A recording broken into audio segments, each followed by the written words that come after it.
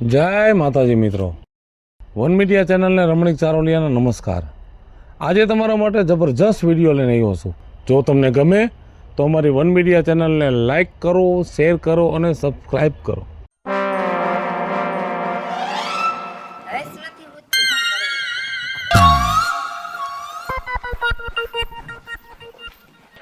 રાજુભાઈ જય શ્રી કૃષ્ણ। એ રાજુભાઈ જય શ્રી કૃષ્ણ। તમે તો જય શ્રી કૃષ્ણનો જવાબ નથી દેતા, હું વિચારમાં પડ્યા? હા હા જય શ્રી કૃષ્ણ। રાજુભાઈ જય શ્રી કૃષ્ણનો જવાબ ન દીધો, એવું બધું હું ટેન્શન આવી ગયું છે? આ મોટો છોકરો જો જુવાન થઈ ગયો છે, એની હગાઈ કરવાની છે। તો એમાં ક્યાં મોટી વાત છે? હવે તમારું ખોયડું આબરૂ વાળું તો છે ને, ગમે એ દીકરી દેહે। એ દીકરી તો જડી ગઈ છે, તો પછી કરી જ ન ખાય ને હગાઈ? એમને એમ થોડી થાય, કાવડિયા તો જોઈ ને। અને એ હક પણ કરશું તો પાછા લગન 6 મહિના પછી આવશે, તઈ પૈસાની તો ઉપાધિ રહે। એટલે હવે તો હું હેરાન થઈ ગયો છું બીજું બેન। થઈ જાય રાજુભાઈ, આપણે હવે પરિવાર લઈને બેઠા છે તો એનું તો તાણી તોડીને ભેગું કરવાનું જ ને। હાલો મારે જવું છે સત્સંગમાં, અને હું શું કહું છું, હા કયક બાયુને સત્સંગમાં મોકલાય, સત્સંગમાં સારું। સત્સંગ તો બીજું બેન અમારે કરવો છે, પણ કામ કેટલું જોવો ને। છોકરાનું હક પણ નક્કી કર્યું છે તો આ મકાન ઉખેર્યા, અને ખેતીવાડીનું કામ એટલું, કઈ સત્સંગ કરવો કયો? રાજુભાઈ એટલો ટાઈમ તો ગમે ત્યાં કરાય ને, કામ કરતા કરતા સત્સંગ કરી લેવાય। સત્સંગ છે ને જિંદગીનો સહારો કહેવાય। હા યાર, અરે જવાનું જો ને મૂવીમાં। હા ફાઇનલી આ સાંજે આવું જ છું, ચાલ 6 PM મળીએ, ઓકે? બદલી જય શ્રી કૃષ્ણ। હાય, હાવ આર યુ? આ હું અમને ખબર છે તું ફેશન વાળી છો, પણ અમારી હારે તો હરખું બોલ। અરે વિજુ ભાભી, મેં તમને એમ પૂછ્યું કે કેમ છે તમને? જય શ્રી કૃષ્ણ બસ। હા, પેલા જય શ્રી કૃષ્ણ કરતી શીખ। હવે તું ઝીણકી નથી। ફેશનમાં ફાટી ગઈ કઈક ગામની સંસ્કૃતિને યાદ તો રાખ। લે, ફેશન એટલે ફેશન કહેવાય, એમાં ગામની સંસ્કૃતિને અને ફેશનને શું લેવા દેવા? હા, હું મોડર્ન છું, ખબર જ છે મને। જો મારે ગ્રેજ્યુએટ કમ્પ્લીટ થઈ ગયું, અને હવે એક જોબ ગોતું છું ખાલી, બસ। અને ખાઈ પીને જલસા કરું છું, બીજું જોઈએ છે જિંદગીમાં વિજુ ભાભી? પણ હારે જાય છે ને ત્યાં ભેગા સંસ્કાર જોહે, નકરી ફેશન નહીં હાલે। ન્યાય એક હાહુ હોય છે, અને હાહુના જૂના વિચાર હોય છે થોડાક, એટલે આ ફેશન ને અને નહીં મેળાવે હાહુ ને બધી, એટલે કઈક વિચાર કરીને અને થોડીક આપણી સંસ્કૃતિ બાજુ પાસી વર। તમે સલાહ સિવાય બીજું કઈ દ્યો છો? તમે શું કામ મારી આટલી બધી ચિંતા કરો છો? મારા પપ્પા પણ નથી કરતા।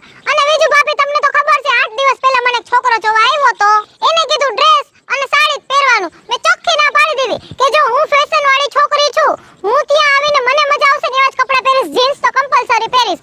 અને હા વિજુ ભાભી, તમને કહું છું, મારે તો સાસુ એવું જ ગોતું છે કે જે ફૂલ ફેશન વાળું હોય। ઠીક, એવું હારું ગોતવાની છો એમને? તે ગોતવાનું જ હોય ને વિજુ ભાભી, અમે પૈસા વાળા છે, હું જે રીતે અહીંયા રહી છું એ જ રીતે મારે ત્યાં રહેવું પડે ને। હા, જડી જાહે હામે હામું એવું ક્યાંક। હારું, જય શ્રી કૃષ્ણ એકવાર બોલતી જા। એ જય શ્રી કૃષ્ણ અને બાય બાય, જવા દ્યો, મને લેટ થાય છે। અરે રે, આ છોકરીને તો ફેશન ફાટી આઈલી। ધીરે ચુંદલડી હું તો હાલી સતસંગમાં, શામ સંગ પ્રીત લાગી રંગાણી હું રંગમાં। આ બીજું ભાભી હારો? ઈ તો બધું ઠીક, આ શું છે? દીકરા મારા મૂસનો દોરોય નથી ફૂટ્યો, ના વ્યસનમાં પડી ગયો। કઈક જિંદગીમાં પ્રગતિનું વિચાર કરાય, કઈક આગળ વધવાનો વિચાર કરાય, જિંદગીમાં આગળ વધાય। આ વ્યસન તમને આગળ નહીં વધારે। હું આગળ વધે વિજુ ભાભી, અમે તો રહ્યા હાવ ગરીબ માણસ, બપોરનું ભેગું કરીને તો હાઈનું ઘટે, અને અમારે કેમ આગળ વધવું? એટલે અમારા જેવા ગરીબ માણસનો તો આ વ્યસન જ આધાર છે, એટલે સમય વયો જાય, દિવસે વ્યા જાય। ત્યાં વ્યસનથી શું ફાયદો થાય? વિજુ ભાભી, બધાય ટેન્શન ભૂલાઈ જાય, મને એટલી ખબર પડે। એટલે વ્યસન કરે ટેન્શન વ્યા જાય તો દુનિયા આખી વ્યસન ન કરે, પણ ન સમજો તમે, અટાણની પડદા નહીં સમજો। હારું હાલ। શું કેવું હવે તમને મારે? એ ડોહી જય શ્રી કૃષ્ણ। જય શ્રી કૃષ્ણ, ક્યાં ગયા? લે, આવ વિજુ, કેમ છે? મજામાં? બસ મેં કીધું ડોહી નવરી હોય તો લેતી જાવ, આખા ગામની બાયું આવવાની છે, આજ સત્સંગ રાખ્યો છે। અરે બાપા અહીં તો ઘડી પાણી પીવાનોય ટાઈમ નથી. હું પણ સત્સંગ ચોઈટી છો. હે ના ના આ મારે ઘરનું કામ છે ને મારે ઘર છે ને ઈ જ છે બધુંય. તું હું સત્સંગમાં તને હું મળી ગયું ઈ કે સત્સંગમાં અને એમાંથી કાઢી હું લેવાનું છે ઈ કે ને હાલી નીકળી છે સત્સંગ હવારના પોરમાં. બસ ઓ ડોહી બહુ બોલ્યા હવે ન બોલતા. હું સત્સંગ કરું છું ને એમાં હું કાઢી લીધું ઈ તમારે જોવું છે અને તમે ઘરમાં પડ્યા રહ્યો છો તમે હું કાઢી લીધું ઈ તમારે જાણવું છે. આજ હાલો મારા ભેગા સત્સંગનો મહિમા હું છે ની મારે તમને બતાવો છે. હાલો મારે તો જોવું જ છે આજે કે હું છે એમાં. ભગવાન કઈ સમજાતું નથી આનો રસ્તો હું લેવો. હવે તો જલ્દી લગન પૂરા થઈ જાય ને તો છૂટી જાય. જો આપણા ગામનો રાજ્યો તું ખાલી એને એટલું પૂછ કે હેના વિચારમાં બેઠો છો. કા રાજીયા કેમ છે બેટા હારું ને? હું વિચારમાં બેઠો છે હે? હું કરવું નક્કીમાં પરિવારની જવાબદારી એવડી મોટી વધી ગઈ છે ને તો હું તો કંટાળી ગયો છું. છોકરાનો હક પણ કર્યું ને તો હવે દાગીના લેવાના છે તો એના પૈસાની વેતરણમાં સૌ કઈ હર નથી હોતી. હાલો જોયું ને તો એમાં હું થઈ ગયું હવે? કુટુંબમાં તો આવું બધું હાલતું હોય ને એમાં કે આટલી બધી ઉપાધિ થોડી કરવાની હોય.